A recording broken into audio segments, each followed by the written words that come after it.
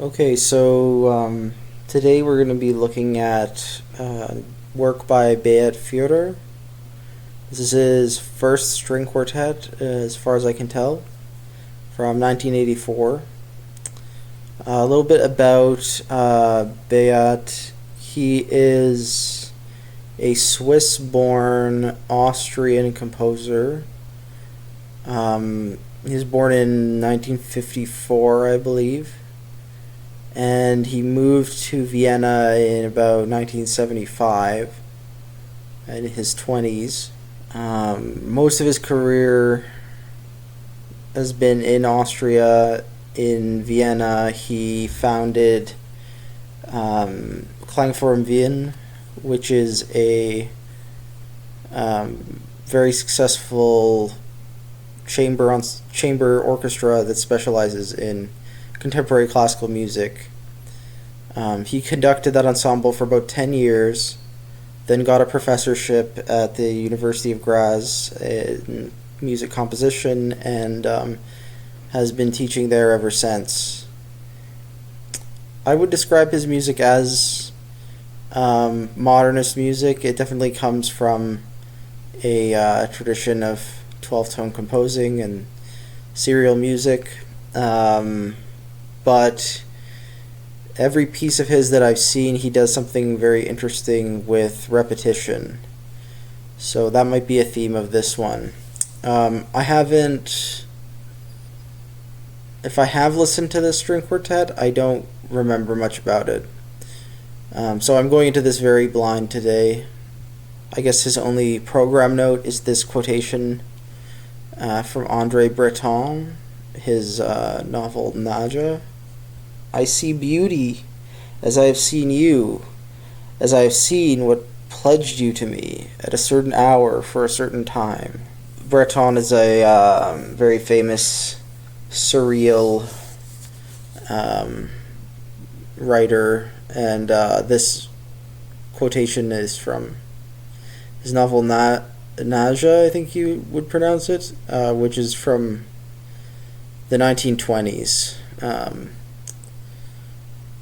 Surrealism was a huge influence on, of course, Arnold Schoenberg, who is the father of the 12-tone technique, and Boulez also worked a lot with surreal poetry. So you can already see the tradition that is informing Beat's work here. There are special directions for each movement. In one of the movements, I think it's movement 2, there is a staff for pitch, but it's quarter tone deviation of the pitches that are in the upper stave. Then in movement 4, he has separate staves for each instrument, splitting up the left hand fingering and the bowing of the right hand. Movement 3,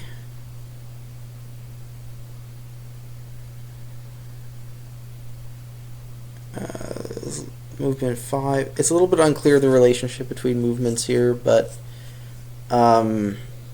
there's a point in the piece where each performer has to memorize a number of different modules and then execute them one after another. The last movement combines this sort of idea, like memorizing little pitch modules, with like bowing actions, which are separated. I'm forgetting the word.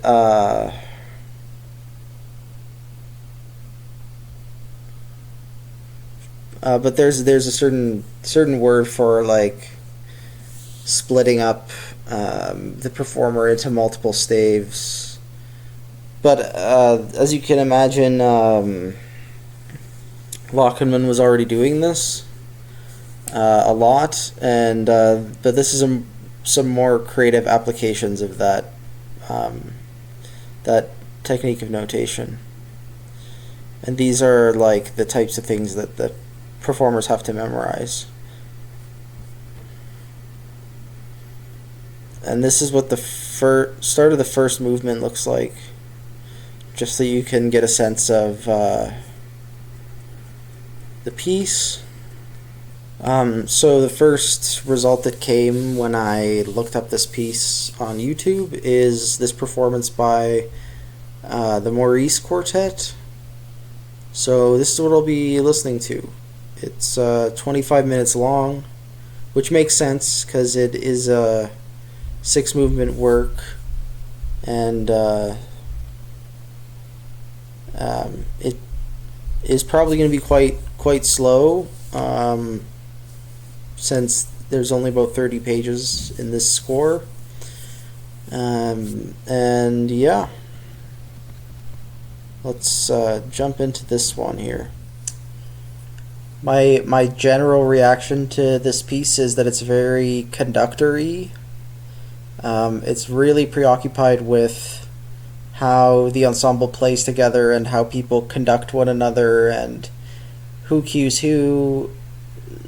How can the ensemble play together or not play together? And I don't think that's a bad thing.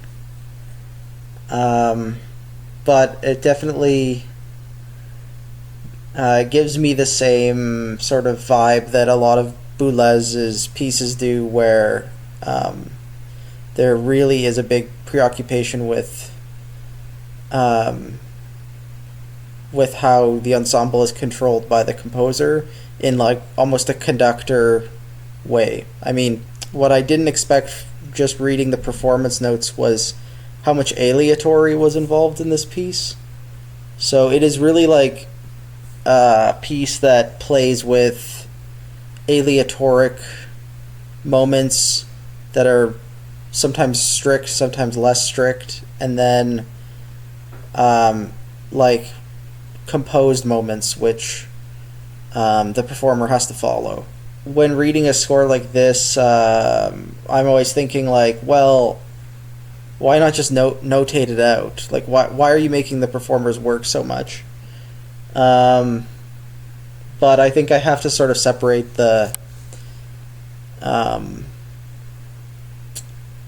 I have to sort of resist the urge to think about that, and just appreciate that this is how the composer wanted the ensemble to interact with one another, and it's important to Bayat that the aleatoricism is the way it is.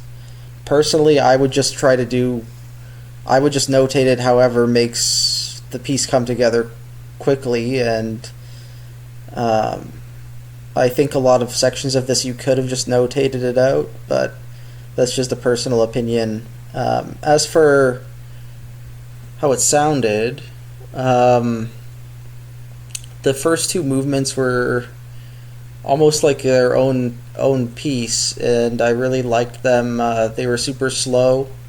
This sort of like microtonal staff, deviation staff kind of thing was a really neat idea. I've never seen that before in a piece, and he used it to create these little repetitive figures that sort of texture the rest of the movement. This is in movement 2. Then he does a similar thing, but more complicated, with movements 4 through 6. And it wasn't as apparent from the performance notes, but he has a staff that is 4 lines, and each line represents a string. And he has the performer either read a 4-note chord, which indicates where to stop all 4 strings, or he has the performers just memorize these 4-note chords, which are like left-hand positions, basically. And that's a super interesting idea, too. Yeah, the resultant sound was sort of like this kind of controlled chaos, like, and I think the movements have different levels of chaos. Movement 5 is by far just the hardest to follow, and everybody's sort of just improvising. Aside from the first 2 movements, I think the last movement, movement 6, was my favorite. It just had the most contrast between ideas. The third movement was very puzzling. It was just very through composed. There was no aleatory in it, and it was like the shortest movement.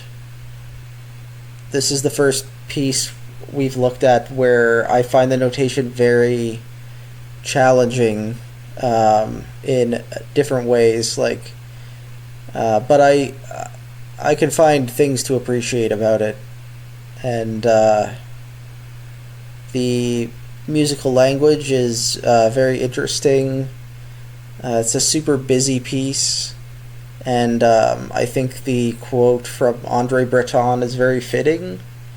I'm not familiar with the novel, but there's definitely something very surreal and dream-like about this piece and the logic it follows. So I think he was very successful in conveying that, and yeah, it just reminded me a lot of Boulez. Okay, sweet. So tomorrow we're going to look at some Chelsea. And this is the only string quartet of his that I have the score for. But yeah, I love Chelsea string quartets. I think there's 6 of them, and I remember listening to all of them years and years ago, and really thinking they were cool. So yeah, that was it for Beat Führer, and